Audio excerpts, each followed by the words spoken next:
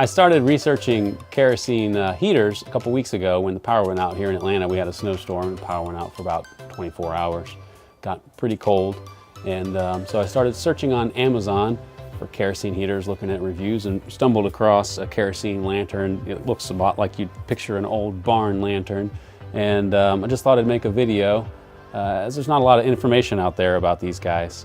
Again, this is the Dietz Wizard #1. It's a great lantern for camping or for holding on to when power goes out, those sort of things.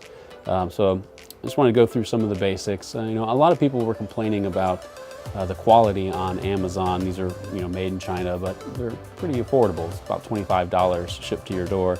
The first one I got was actually bent. I don't know if it was damaged in shipping or just came from the factory that way.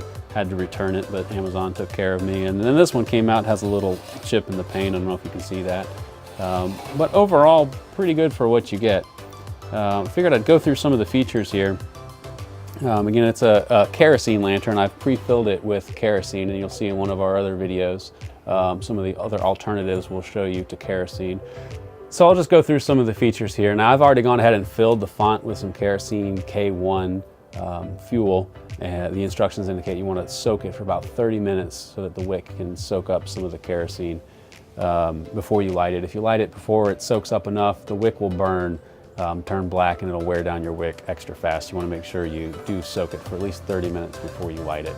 To light it, you have to remove the globe here, and to do that, you lift up right here. I found that it's a little easier if you lift the handle up, pull against it, and then the globe just leans back. What I'm going to do is I'm just going to light the wick. Again, it's already soaked in kerosene. Same process to close it up and release it. And it's got an adjuster turn wheel here to adjust the flame. You want to go for a higher flame to start, and then pull it back down so that it doesn't smoke.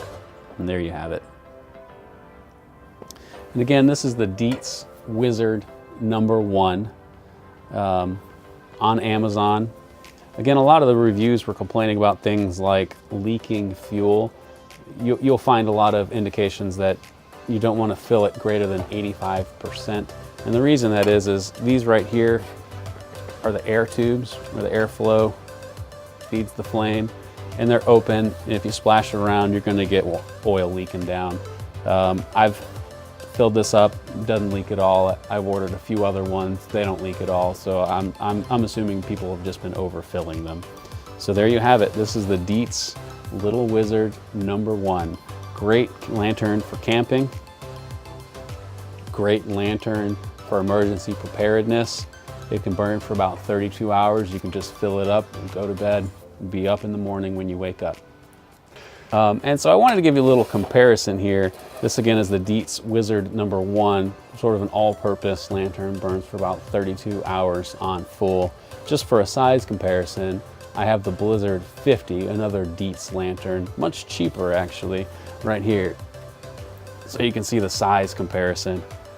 This little guy only burns for about 12 hours. It's got a much smaller font, you'll see here.